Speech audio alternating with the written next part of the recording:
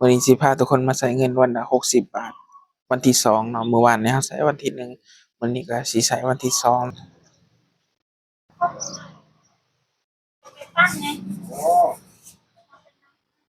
ซื้อไข่เป็ดนะครับ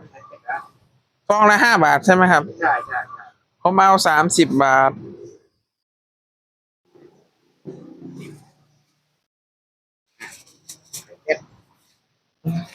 ต้มอ่ะต้มกินตอนเช้าฟักทองนี่ลูกใหญ่มากเลย มันมากเลยเนี่ยเนื้อดิ นี่อาหารเที่ยงครับวันนี้ทุกคนสิเป็นหนึ่งปลาน้ำพริกนะครับผักต้มเนาะไปใส่ซีท้ายจะเป็นหัวเกลืออาหารแต่ละคนนี่ก็ไม่เหมือนกันสักคนนะไอ้กินง่ายอยู่ง่ายกินง่ายอยู่ง่ายสไตล์บ่าวเรา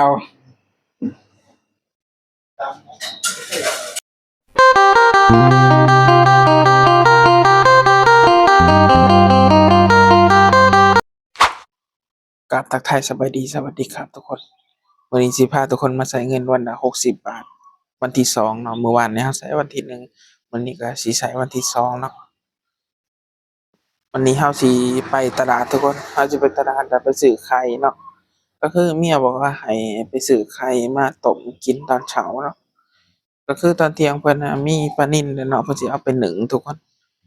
เพิ่นสิเอาไปนึ่งแล้วเพิ่นสิให้เราอะซื้อไข่มาต้มกินตอนเช้าเนาะแล้วก็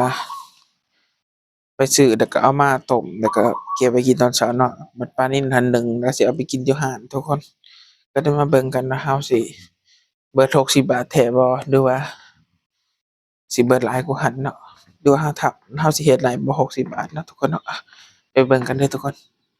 เนื่องจากว่ามื้อนี้ก็เป็นมื้อวันพฤหัสเนาะทุกคนวันพฤหัสที่5วันพฤหัสที่5นะเราก็สิไปตลาดเช้าตอนนี้ก็เป็นเวลาประมาณ7:30ทุกคน7:30ตื่นตั้งแต่6 โมงหมดแล้วทุกคน6 โมงปลายตื่นมาอาบน้ำสระหัวแล้วก็เดินไปตลาดเนาะนี่ก็ใช้ชีวิตประจำวันของแรงงานลาวที่มาเฮ็ดงานในประเทศไทยเนาะทุกคนเนาะก็สิเป็นประมาณนี้แหละตอนเช้านี้เราสิออกไปแล้วเราสิไปกดเงินนำเนาะทุกคนเนื่องจากว่าเงินเรามันบ่หลายเนาะบ่ได้กดมาทุกคนก็เลยสิไปกดเอาอยู่ตลาดเนาะไปเจอกันอยู่ตลาดทุกคนหลังจากกดเงินแล้วก็สิมาถ่ายคลิปซื้อของให้เบิ่งเนาะว่าเบิดไปเท่าใดอันนี้ก็คือใช้วันละ60 บาทอีหลีเนาะโดยที่บ่แม่นการตัดต่อเนาะทุกคนเนาะไปกันเด้อนี่ก็สิเป็นบรรยากาศทุกคนบรรยากาศตลาดตอนเช้าเนาะก็บ่มีอิหยังมากมายเนาะเป็นตลาดชุมชนชุมชนที่เพิ่นขายกับข้าวอันนี้เช้าเนาะเราก็สิมาพาทุกคนมาซื้อไข่กันเด้อทุกคนไข่เราสิมาซื้ออาหารนี่เนาะเนื่องจากว่าฟองหนึ่งแค่ไข่เป็ดไข่เป็ด5 บาทแต่ไข่ไก่4 บาทเนาะซื้ออาหารนี่เด้อทุกคน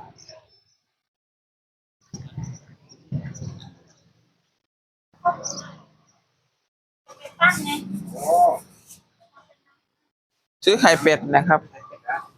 ฟองละ5 บาทใช่ไหมครับใช่ใช่ผมเอา30 บาท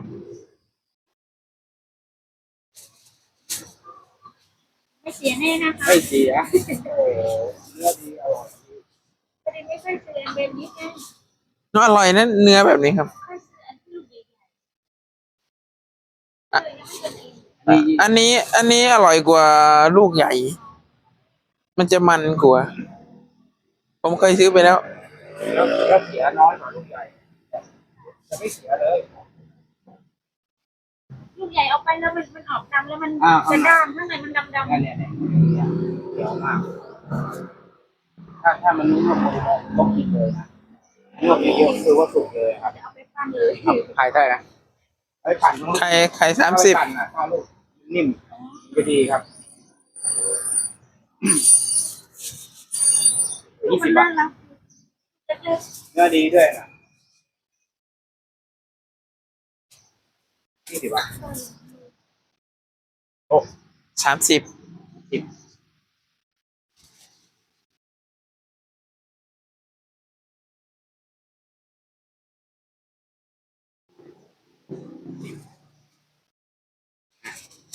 เอ็ดต้มอ่ะ ต้มกินตอนเช้าฟักทองนี่ลูกใหญ่มากเลย มันมากเลยเนี่ยเนื้อดิ ๆ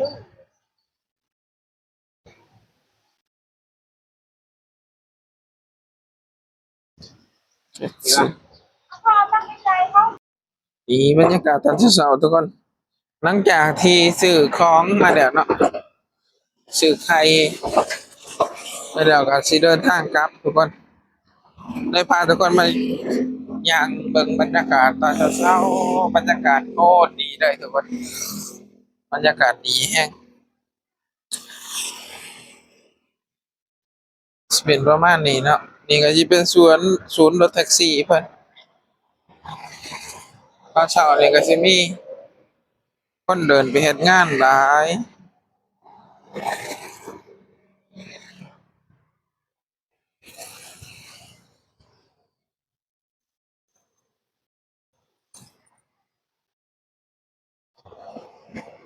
นี่ชีวิตคนเห็นงานกันสิประมาณนี้นะทุกคนนี่บ้านหมู่บ้านนี่งามแห้งทุกคนหมู่บ้านนี่งามแห้งแกนอะไรนี่แหละอ่านภาษาอังกฤษก็ไม่ค่อยออกซะด้วยเออหมู่บ้านมันงามแห้งทุกคนเนี่ยก็สิฮอดซอยบรรทาอยู่เลยเนาะ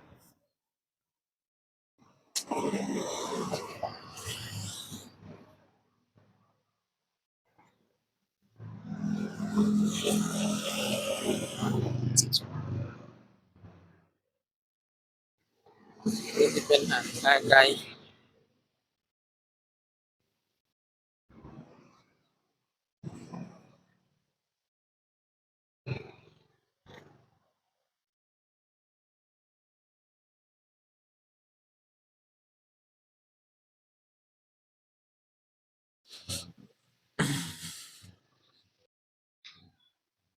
แล้วตลาดแล้วพ่อใหญ่ปาล์มฮะ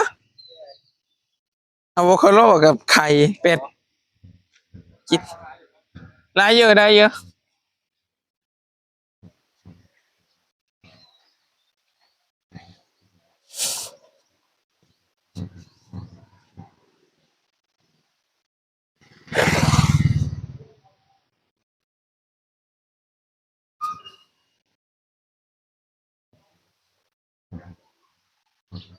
อ๋อผัก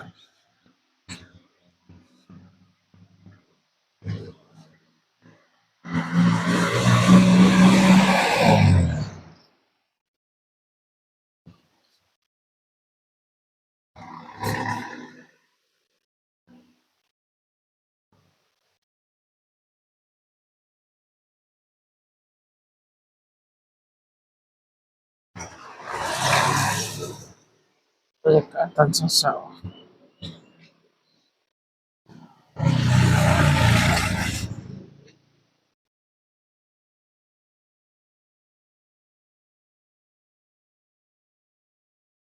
ทุกคนตอนนี้ก็กลับมาถอดห้องเลยทุกคนเบิดเงินไปประมาณ60 บาทนะเนื่องจากว่าซื้อไข่เป็ดเนี่ยฟองละฟองละ5 บาททุกคนฟองละ5 บาท6 ฟอง30 บาทแล้วก็อะโวคาโด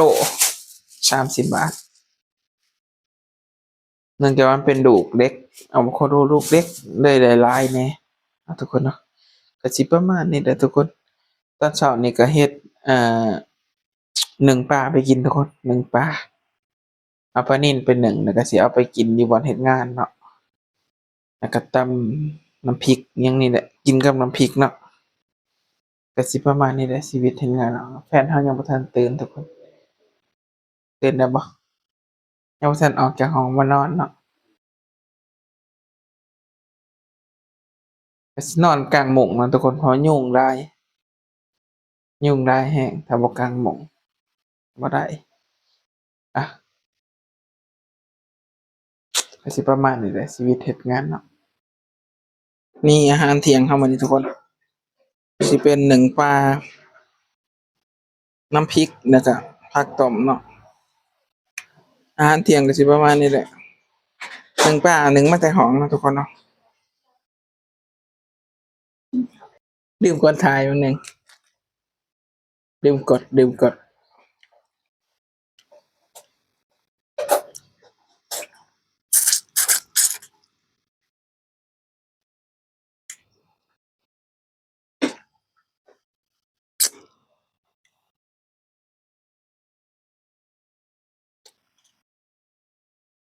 กินไปครึ่งหนึงแล้วลืมกด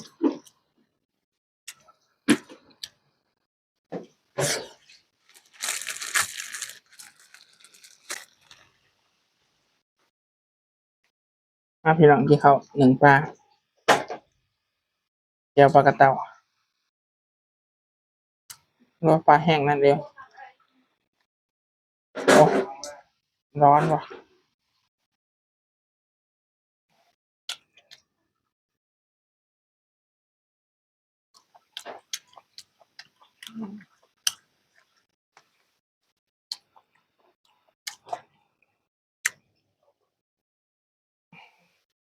อืม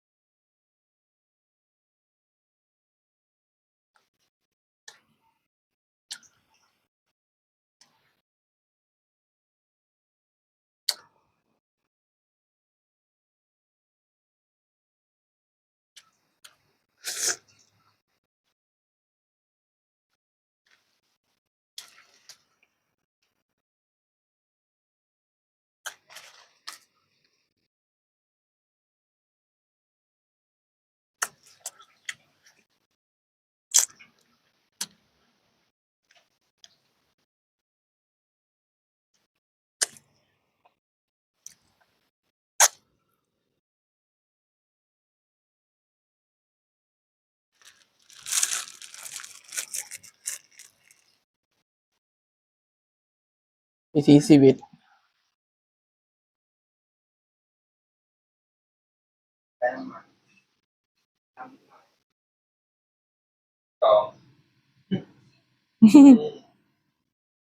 โซซี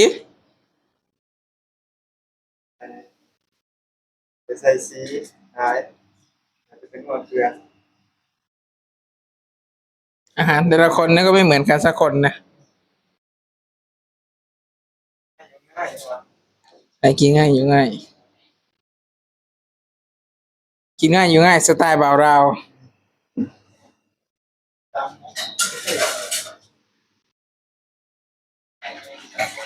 กินตามงบนะฮะทุกคนนี่ก็จะเป็นหนึ่งวันของคนดาที่ไม่เห็นงานในประเทศไทยนะใช้เงินวันหนึ่ง60 บาททุกคนนี่ก็ประมาณ4 ฮอด 2 ทุ่มนะทุกคนเอาก็สิปิดคลิปกันได้นะทุกคนเนาะเพื่อเอาไว้หน้าอีกสิเหลืออีกนิดนึงไปตัดคลิปเนาะทุกคนถ้าใครมาคลิปนี้ก็กดไลค์กดแชร์กดติดตามเลยทุกคนนะสำหรับคลิปนี้ลาไปก่อนสวัสดีครับบ๊ายบาย